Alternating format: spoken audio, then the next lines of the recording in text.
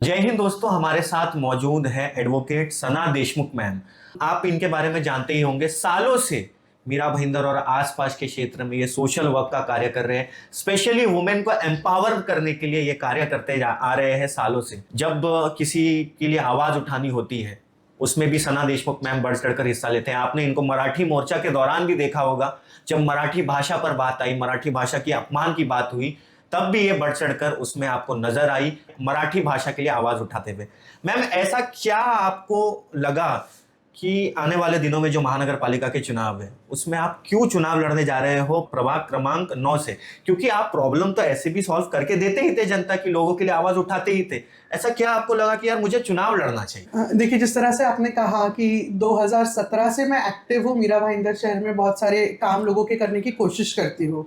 मुसलसल एक प्रॉब्लम मुझे दिखती है कि हम जब पर्सनल लेवल पे किसी का काम करने जाते हैं, जितनी जद्दोजहद लगती है, अगर कोई पोजीशन, कोई पोस्ट हो तो हक से हम जब वो काम करने जाएंगे तो हमारे काम आसान होंगे। जहां आज मैं एक काम करने के लायक हूँ जिसे 1 महीना लगता है, तो शायद मैं एक पोजीशन हासिल करने के बाद उसी 1 महीने में 5 काम कर सकूं। तो this is the main reason.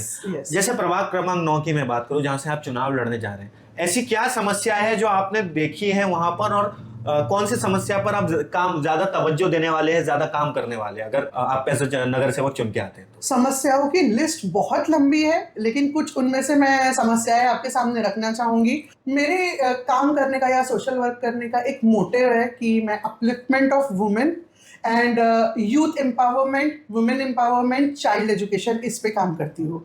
जब आप यूथ एम्पावरमेंट या अपलिफ्टमेंट ऑफ यूथ की बात करते हो तो स्पोर्ट्स एक बहुत इंपॉर्टेंट चीज़ होती है।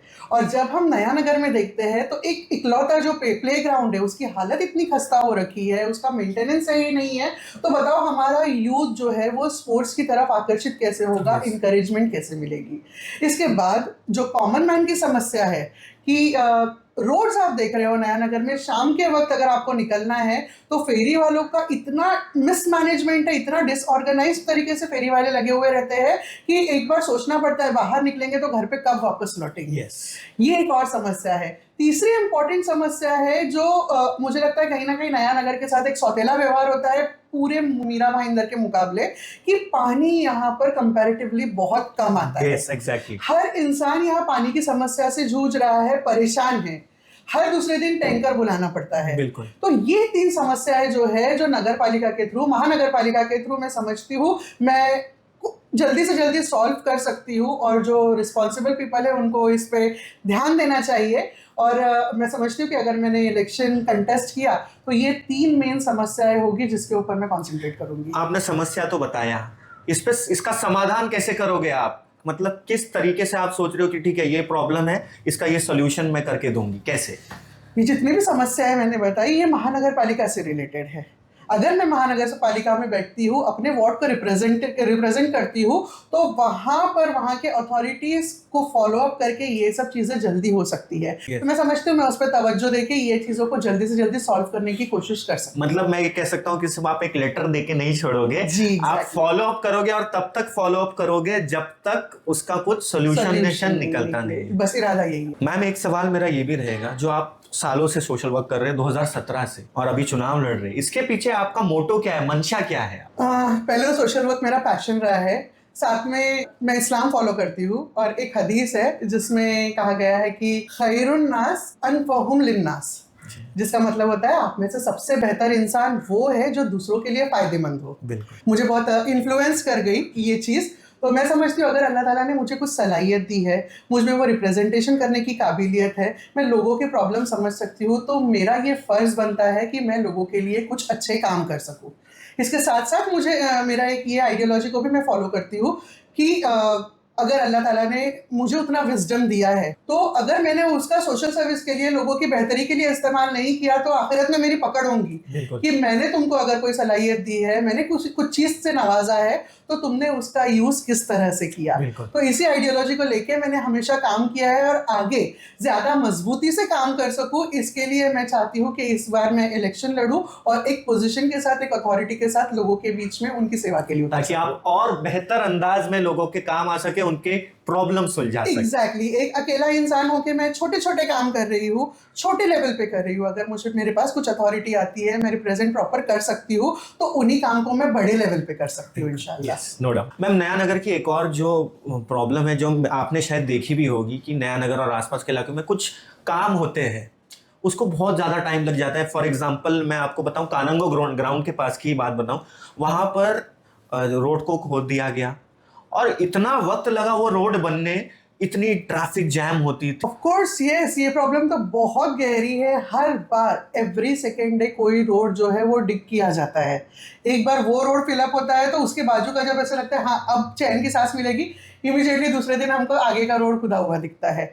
और उस पर प्रॉपरली देखिए, जो काम होने वाला है, मैंने आपको पहले ही कहा, जो काम हफ्ते भर में होने वाला है वो काम को महीना लगा दिया जाता है, 6 महीना लगा दिया जाता है। अगर प्रॉपर फॉलोअप उस वार्ड के रिप्रेजेंटेटिव्स करे तो ये जितना मतलब निर्धारित समय है उसमें कंप्लीट हो सकता है। काम के खिलाफ नहीं हूं, मैं ये नहीं कहूंगी कि अननेसेसरी ये सब होता है, लेकिन इसका जो पेस होता है वो बहुत धीमा होता है। और वो पेस को बूस्ट करने के लिए, उसको जल्द से जल्द खत्म करने के लिए रिप्रेजेंटेटिव्स ने प्रॉपर फॉलोअप करना जरूरी है और मनपा के पीछे लगना चाहिए, मनपा से फॉलोअप करना जरूरी है। और मैं समझती हूँ इतनी कैपेबिलिटीज मुझ में और मेरी टीम में होगी कि हम उन काम को उनके तय वक्त पर कंप्लीट करवा के दे दें।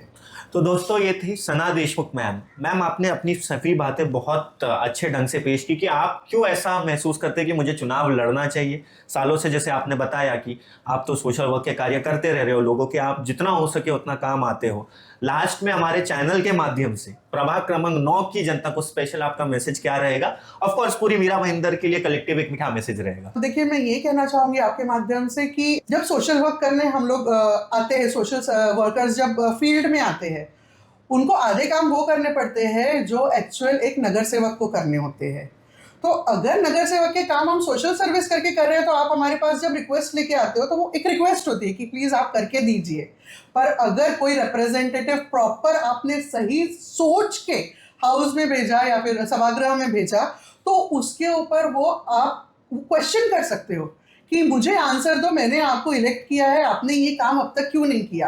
तो मैं समझती हूँ इस बार मीरा भाईंदर की जनता ने किसी सोशल वर्कर पे अपने काम के लिए डिपेंड नहीं रहना चाहिए। अपने हक का जो नगर सेवक है, जो आपके काम करके दे सकता है, वो वाइसली सोच के, अपने होशो हवास में सोच के इस बार वोट करना चाहिए। मतलब आपका कहने का मतलब है कि जो भी आप पब्लिक रिप्रेजेंटेटिव चुनो, चाहे वो प्रभाग क्रमांक 9 में हो या कोई भी वार्ड में हो मीरा भाईंदर के, ऐसे न को चुनो जो आपका काम करके दे। और मतलब ऐसा नहीं कि नगर सेवक का जो काम है उसको करवाने के लिए आपको किसी और के पास जाना पड़े। Exactly, correct my point. Yes. तो दोस्तों, ये थी सना देशमुख मैम।